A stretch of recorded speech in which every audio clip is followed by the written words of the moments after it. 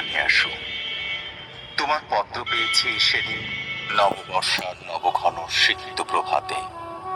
মেঘ মেদুর গগনে সেদিন অশান্ত ধারায় বাড়ি চড়ছিল। 15 বছর আগে এমনই এক আষাঢ়ে এমনই এক বাড়িধারায় প্লাবন নেমেছিল। তা তুমিও হয়তো স্মরণ করতে পারো। আষাঢ়ের নবমেঘপুঞ্জকে আমার নমস্কার। এই মেঘদূত বিরোহী যক্ষের বাণী বহন করে নিয়ে গিয়েছিল কালিদাসের যুগে রেবা নদীর তীরে মালবিকার দেশে তার প্রিয়ার কাছে। এই মেঘপুঞ্জের আশীর্বাণী আমার জীবনে এনে দেয় চরম বেদনার সঞ্চার। এই আষাঢ় আমার কল্পনার স্বর্গলোক থেকে টেনে ভাসিয়ে দিয়েছে বেদনার অনন্ত স্রোতে।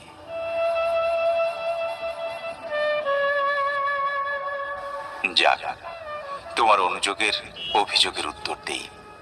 তুমি বিশ্বাস করো, আমি যা লিখছি তা সত্য।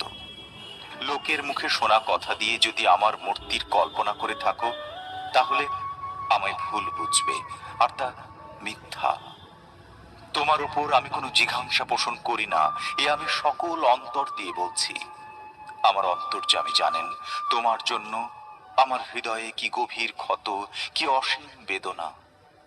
কিন্তু সে বেদনার আগুনে আমি পুড়েছি, তা দিয়ে তোমায় কোনোদিন দগ্ধ করতে চাইনি।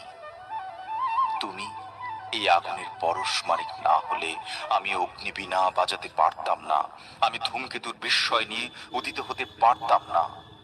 তোমার যে কল্যাণ রূপ আমি আমার কিশোর বয়সে প্রথম দেখেছিলাম, যে রূপকে আমার জীবনের সর্বপ্রথম ভালোবাসার অঞ্জলি দিয়েছিলাম, সে রূপ আজও স্বর্গের পারিজাত মন্দারের মতো চির অম্লান হয়ে আছে আমার পক্ষে।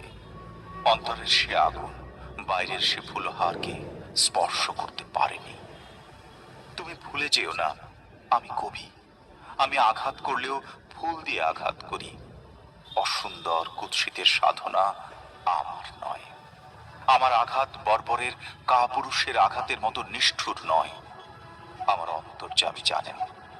তুমি কি জানো বা কি শুনেছ জানি না, তোমার বিরুদ্ধে আজ আমার কোনো অনুযোগ নেই, অভিযোগ নেই, দাবিও নেই। তোমার আজিকার রূপ কি জানি না। আমি জানি তোমার সেই কিশোরী মূর্তিকে, যাকে দেবী মূর্তির মতো আমার হৃদয় বেদিতে অনন্ত প্রেম, অনন্ত শ্রদ্ধার সঙ্গে প্রতিষ্ঠা করতে চেয়েছিলাম। সেদিনের তুমি সে বেদি গ্রহণ করলে না। পাষাণ দেবীর মতোই তুমি বেছে নিলে বেদনার বেদিপাঠ। জীবন ভরে সেখানেই চলেছে আমার পূজা আরতি। আজিকার তুমি আমার কাছে মিথ্যা, ব্যর্থ, তাই তাকে পেতে চাইনি। জানি নে, হয়তো সে রূপ দেখে বঞ্চিত হব, অধিকতর বেদনা পাব, তাই তাকে অস্বীকার করেই চলেছি। দেখা নাই বা হলো এ ধুলির ধরায়। প্রেমের ফুল এ ধুলিতলে হয়ে যায় ম্লান, দগ্ধ, হতশ্রী। তুমি যদি সত্যি আমায় ভালোবাসো, আমাকে চাও, ওখান থেকেই আমাকে পাবে। লাইলি মজনুকে পায়নি, শিরি ফরহাদকে পায়নি, তবু তাদের মতো করে কেউ কারো প্রিয়তমাকে পায়নি। আত্মহত্যা মহাপাপ, এ অতি পুরাতন কথা হলেও প্রেম সত্য, আত্মা অবিনশ্বর। আত্মাকে কেউ হত্যা করতে পারে না। প্রেমের সোনার কাঠের স্পর্শ যদি পেয়ে থাকো, তাহলে তোমার মতো ভাগ্যবতী আর কে আছে? তারই মায়া স্পর্শে তোমার সকল কিছু আলোয় আলোময় হয়ে উঠবে। দুঃখ নিয়ে এক ঘর থেকে অন্য ঘরে গেলেই সেই দুঃখের অবসান হয় না। মানুষ ইচ্ছা করলে সাধনা দিয়ে, তপস্যা দিয়ে ভুলকে ভুল রূপে ফুটিয়ে তুলতে পারে। যদি কোনো ভুল করে থাকো জীবনে, এই জীবনেই তাকে সংশোধন করে যেতে হবে। তবেই পাবে আনন্দ, মুক্তি, তবেই হবে সর্বদুঃখের অবসান। নিজেকে উন্নত করতে চেষ্টা করো, স্বয়ং বিধাতা তোমার সহায় হবেন। আমি সংসার করছি, তবু চলে গেছি এই সংসারের বাধাকে অতিক্রম করে ঊর্ধ্ব লোকে। সেখানে গেলে পৃথিবীর সকল অপূর্ণতা, সকল অপরাধ ক্ষমা সুন্দর চোখে পরম মনোহর মূর্তিতে দেখা যায়। হঠাৎ মনে পড়ে গেল 15 বছর আগের কথা। তোমার জ্বর হয়েছিল, বহু সাধনার পর আমার তৃষিত দুটি কর তোমার শুভ্র ললাট স্পর্শ করতে পেরেছিল। তোমার তপ্ত ললাটের স্পর্শ যেন আজ অনুভব করতে পারি। তুমি কি চেয়ে দেখেছিলে?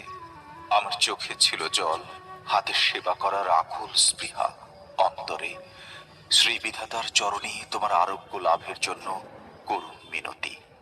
মনে হয় যেন কালকের কথা, মহাকাল যে স্মৃতি মুছে ফেলতে পারল না।